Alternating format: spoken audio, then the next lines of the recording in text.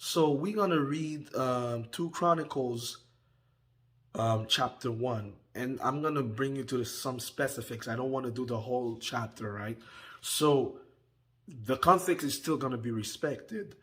Um, Now Solomon, son of David, established himself securely over his kingdom, and the Lord his God was with him and highly exalted him.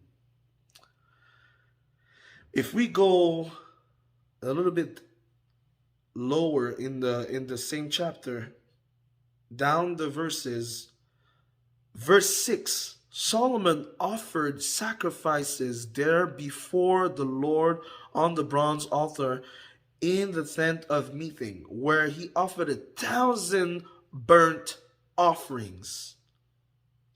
I'm gonna repeat that one.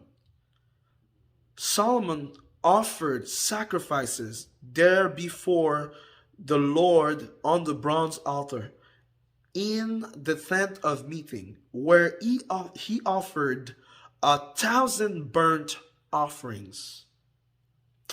That night, verse 7, God appeared to Solomon and said, "Ask and I will give it to you. Ask and I will give it to you." Verse 8, Solomon replied to God, "You have shown much loving devotion to my father David, and you made me king in his place. Now, O Lord God, let your promise to my father David be fulfilled. For you have made me king over people as numerous as the dust of the earth. Now grant me wisdom and knowledge so that I may lead this people. For who is able to govern this great people of yours?" Then listen to the response of God. If you think I'm the one that is making up these things, verse 11, God said to Solomon, "Since this was in your heart, instead of requesting riches or wealth or glory for yourself or death for your enemies, and since you have not requested long life, but you have asked wisdom and knowledge to govern my people over whom I made you king. Therefore, wisdom and knowledge have been granted to you, and I will also give you riches and wealth and honor like unlike anything given to the kings before you or after you." If you just understand what just happened there, God's response is, since what you requested, what's in your heart is my kingdom, is serving me. It's you put my desire over yours. You didn't ask for money. You didn't ask for power. You didn't ask for people that were your enemy to die. You didn't ask for anything that were selfish, but you asked for anything fruitful. You ask the wisdom to do my will, my work. And Solomon understood it, and he took it from his dad. Yes, we all know Solomon had a bad time after, and he got wild to finally change his ways when he get in his older days. But before he get wild, he was really well thought by his father. He saw the love of his father. He saw also the mistake of his father. He understood also the mistake of his father. But David was really an example to go by. And this is what we see by Solomon. He understands that serving God is a most. Having a heart of service is the most. Asking God to know how to serve him is attracting all kinds of grace, favor, open door, and blessings. Blessings, you see, I'm going to show you not only with the verse, but you see people that are in the world. They don't live by God. And even if they read the Bible to have prosperity advices, because the Bible gives a lot of good advices to have wealth management. So if you don't know now, you know. But those people are not people that are living with God. How come they are so prosperous? How come they still make it? How come they don't have God, but they still make it? And now you will say, oh, it's Satan. You know, Satan is giving this because he promised this. Listen, part of what is happening is Satan. We understand that. He's giving the whole world for people that want to lose their soul. Okay, I understand that. But you need to understand when God has created human being, as he said to Jeremiah, he knew him before he was even made in the womb of his mother. So you're not born and learning to be great. You're born great with gifts and talents, but it's in a process of time for you to discover and know who you really are, what you really have inside of you. And then when you get to know your gifts, when you get to know how you can serve and how you can change the world around you with what God has given you, then this is why you become prosperous. Listen, the people in the world, I'm talking about the people in the world. The people in the world, they discover their gifts. Sometimes, I'm not saying that they all discover their gifts. Many of them, you think Bill Gates was in church, and this is because of that he became rich? No. He discovered he had a talent. He discovered that he could answer the need of people, and he did. So God is not repenting from giving you what he gave you since you were born, right? Everyone has gifts and they have things they can bring to the world. Everyone has an intellectual skill to do certain things. Some people, it's manual stuff. Some people, it's more bureau stuff. Some people is there's many things you can do in life. Some people is to be doctor, it's to be lawyers, it's to be this, it's to be that, and you can do all kind of things to help people in life because there's a purpose on your life. Even if you don't know God, you know God, you don't know God, you still have inherited the grace of having gifts and a call in your life. Now, there's a difference between someone that is serving God and someone that doesn't. They can be both prosperous, right? But the person that is in God does it for the will and the love and the passion of God. He discovers the identity that he has to serve the God that he loves and cherishes so much. Compared to the one that doesn't have God, that does it from his own fame and becomes prideful of it. That's the difference between those two. But coming back to Solomon, just to be back in the idea of the subject. Solomon became king because he was gifted from his birth to be a king. God, you see, things are not just randomly done, right? God already knew Solomon in the womb. He knew that this little kid would be a king. He knew that this little kid would have gifts, would have wisdom, would have this and that, and he would make a difference. Still today, even with the disobedience of Solomon, there's a lot of things we learn from some part of Proverbs and the book of Ecclesiastes, right? So this kid came with a gift, came with a call directly when he was born. It's something that God has already given. Now, meanwhile he's growing, God is following and is leading his steps because he is respectful and he is he has the fear of God. He is a servant born because his father was. He understands how precious the relationship and the service with God is, and he honors God. But let me tell you, the part where Solomon is, because he's just coming king, right? So he starts the introduction this way.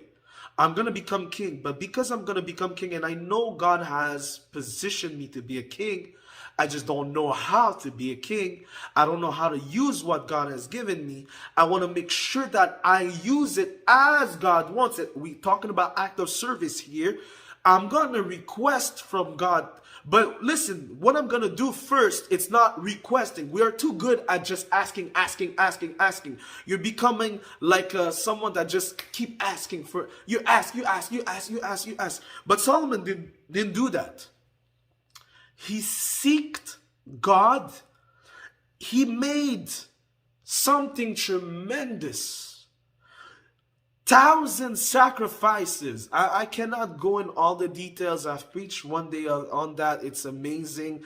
The sacrifice that has been done by Solomon, just the idea of him making the people do that and doing a lot of that, it's a lot of sacrifice to be 1,000 sacrifice, guys. It's not 2 sacrifices, it's not 3, it's 1,000. It's 1,000. It's really it's big, it's huge. This is not compared to money. This is compared to a level of worship and love. This is compared to a level of praise and exalting God to the highest extent of your being. This is what Solomon did. He saw from his father the way that God loved David and the way David loved God. Everything David would do everything with love for God. He took that and he has bring that to a unique version of him and decided to do crazy tons of sacrifices to say, hey Lord, I love you, I want to serve you, here I am, and I'm gonna go get your attention by doing all those sacrifices. So what he's doing there, it's giving himself deeply to the Lord. How many people are requesting in church because you have been in this destructive mentality of asking, begging God, but your life doesn't even reflect consecration. You don't even look for God. You don't even really show God that you love him, but you keep begging. Oh, and the first verse that comes to your mouth when you do so is, oh, but the Lord says that I can ask everything, knock, and it shall be given to you. Listen, God is not just there to fulfill your purposes. He has one for you. He created you. He's the best to position you. If you want to become successful in everything, first of all, it should never just be a goal for you to be successful. It should be a walk process. You should be looking to serve God. In the process of serving God, he is the one bringing you to higher dimensions. So it's not about you trying to be, it's about you trying to honor God. And this is what happened with Solomon. He was trying to honor God. By trying to honor God, he offered 1,000 burnt sacrifices, offering. Listen, there's people that are going to use the word offering here to mislead people and be like, offerings are like money today. It's like he give a huge amount of money to be blessed. This is so wrong. It's such a lie. It has nothing to do with money. It has to do with desire. It's like you would take your money. I'm giving an example. It's like you would take your money and you will bring a whole orphanage to eat with you. You have the money to do so, and you just decide to pay dinner for everyone because you want to show the love of God and you want to evangelize to these people. This is a level of sacrifice, of loving people, serving people, being in the heart of God. And before you do so, normally you would ask God, what should you do? So you are capable of representing the love of God, right? So what Solomon is doing here, he's giving the best extent of worship. Inside of his heart, it's burning to glorify God.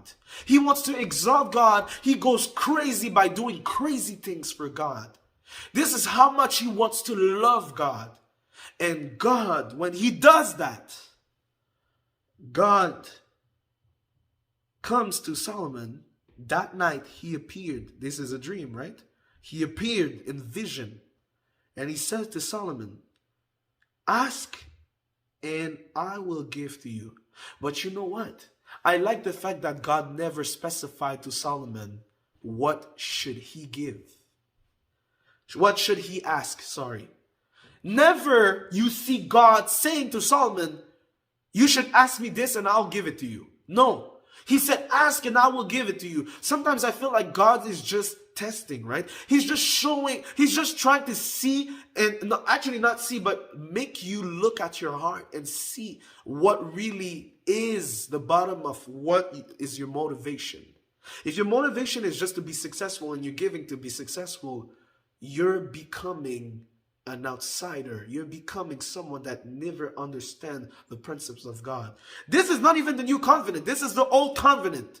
I'm just showing you how this servant is doing things according to his master, and doing things according to his master, fulfilling the plans and gift that he has on his life, asking God the wisdom to do so, to be able to serve, and receiving the riches in a way that no king, never a king has been blessed this way. And if you check the way that he was blessed, if you look at the map, what he possessed, like the field he was owning, and the people of Israel at this time was at great prosperity, you see that this is no joke. God really blessed him to the full extent of, there's no limit to the blessing that this guy had. And the reputation, the notoriety, there's people that are looking for respect and they're looking for their own fame. They want to be recognized. They want to be seen as the best in the eyes of people. And that's why they're doing what they're doing. They're not doing things because they're motivated to serve God. They're not doing that because they love God. They're doing that for the love of themselves. But Solomon was not trying to be wise for the people. You read here, he was trying to be wise for the people that he would govern. For, again, just to do the will of God. His only desire is to do the will of God. But if you preach that, it's not popular, right? If you say that, people are like, no, this is a poor mentality. You will stay poor when you think like that. Well, my friend, I've been following that, and I know some other people that are following that, and they're not poor. And they're not doing bad. Actually, they're doing great, very great. And they have even more beyond than what they need. Listen, this is not a poor mentality. This is a mentality of a servant, having the heart of God. For Satan will not take your heart and lead you astray. Thinking like that. A lie that the church has worked up in the mind of people for so long. And you'll see, he said, I will also, which means that the main idea of your request is what I really honor. Because why he is saying, instead, he said, since this was in your heart, he recognized the heart of Solomon is a good heart. He said, since this was in your heart, instead of requesting. So you see, God is showing him, you did the right thing by looking for my interest over yours. This way you did the good prayer. You had the right mentality. And I'm going to make you successful because your heart was not in the desire to be successful, but in the desire to serve me. Let God bless you just by being a servant that is faithful to him. Abraham never asked, you think I'm joking. Abraham never asked to be rich. All of them, they never asked to be rich. And even those who are in the New Testament never ask to be rich.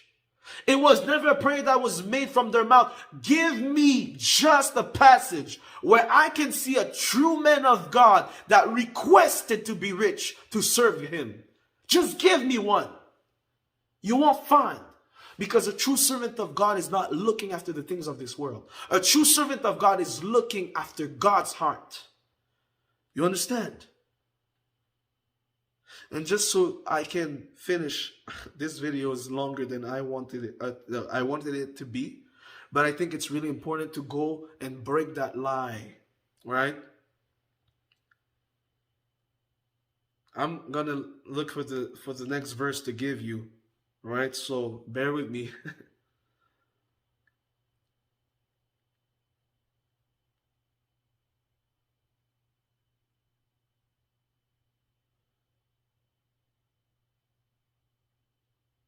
Sorry for that. I don't have no music.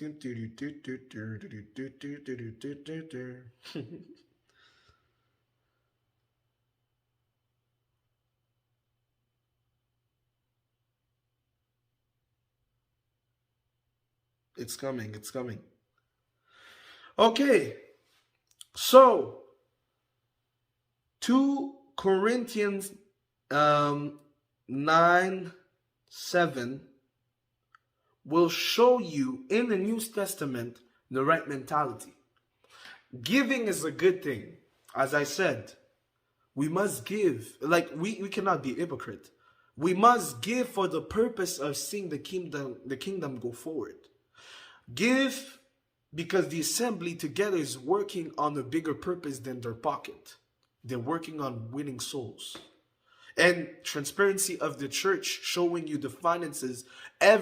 Listen, in our church, we're making sure that every little details, even if it's a battery, you hear me? Even if it's a battery that is bought, it is clear and documented, and everyone has access to it every month, seeing every details, every spent, because the people have the right to know. They have the right to know what's missing in the church.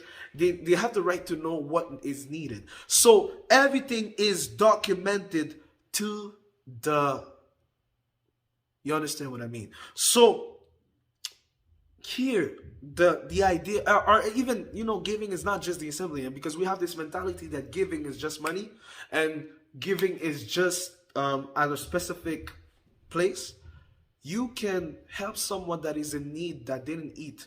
You can pay for someone that is going through a hardship, and that if God has moved you in their lives as a rescuer, you can give the help. Sometimes it has nothing to do with money. Just helping someone with their kid. This is an act of service, and this is giving to the other. It's community life.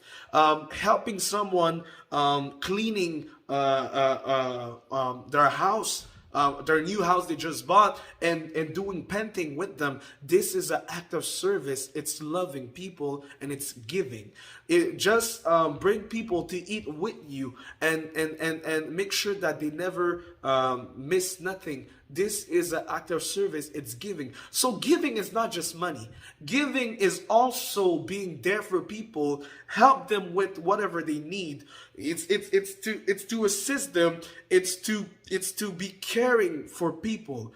Jesus was there, and he was preaching to people, and he was going to see some people that were in need, and he was providing a service act for them to be filled. So it's not, you don't always need to think money when it's about giving. Giving, it's not just money. And even in the Old Testament, giving was not just about money, right? I don't want to go into this because it's a longer study, but giving is big. You can give in many ways, right? And just for example, you're giving your coat that is in good shape, right? It's in good shape. You just don't wear it. It's so because of that, someone that is in need, that maybe for winter doesn't have a coat and doesn't have the money to buy one, you give them that. You just give. You just give with a good heart, and you will be blessed for the fact that you're serving.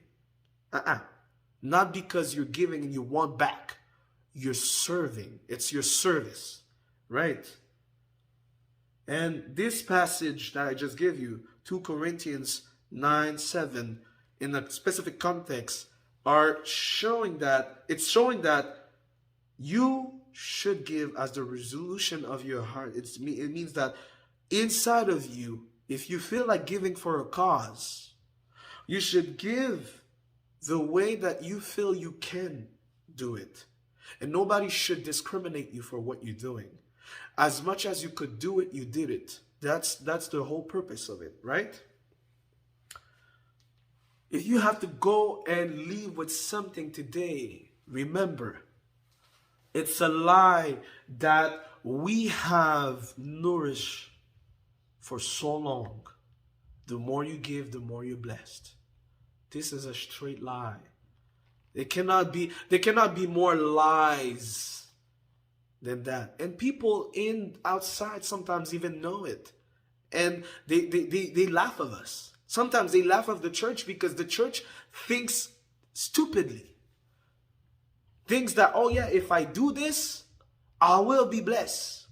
You're there and you're even speaking in tongue. Yes, you're speaking and you're super, super excited because they told you're going to be blessed because you give an envelope. Are you serious?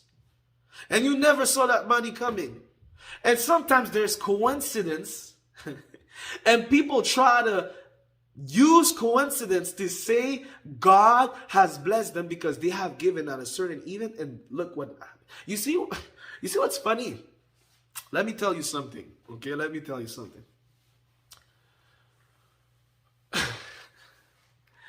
That's gonna look a little bit mean, but understand my heart with this.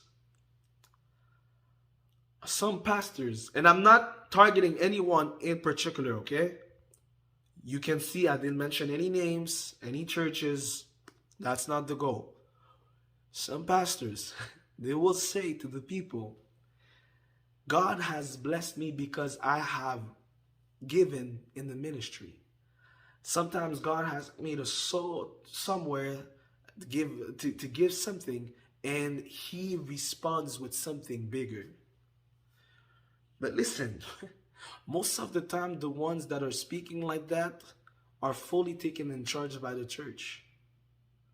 So it's hard when you make people give more and more and more and there's more money coming in to not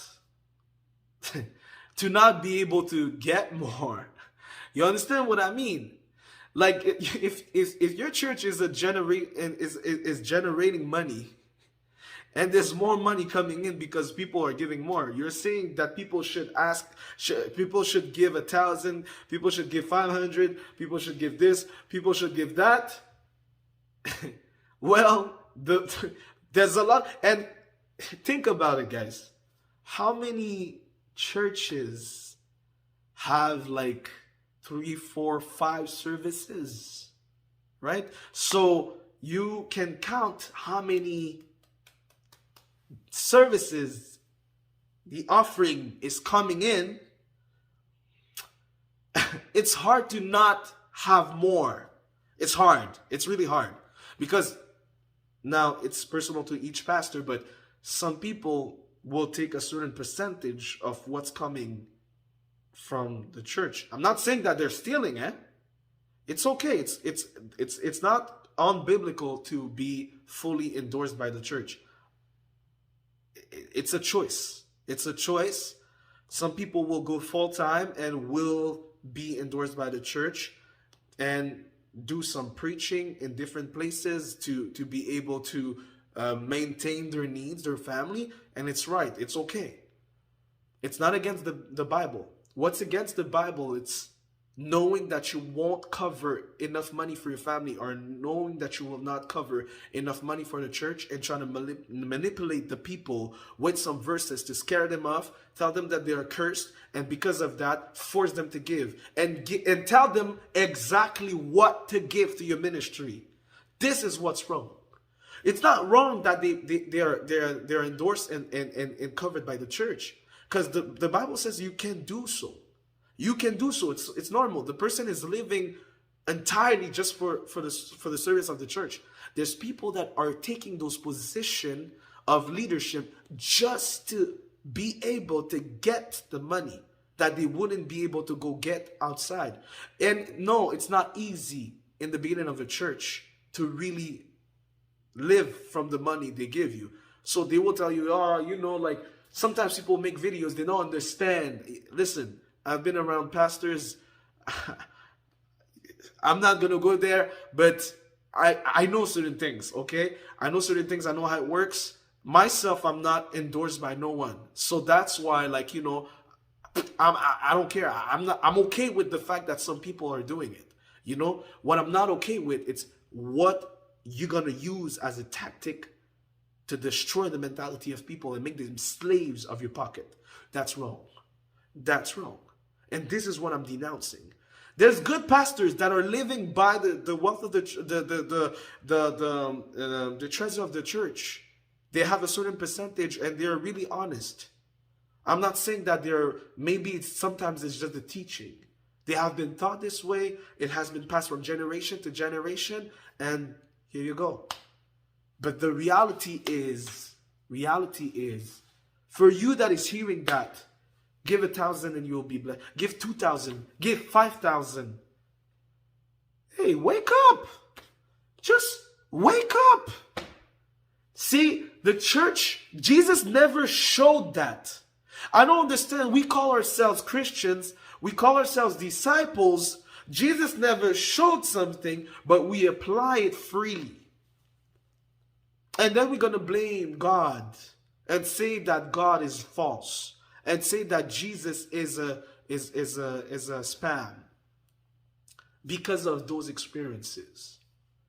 I'm a Christian, proud to be, and I'm not a slave.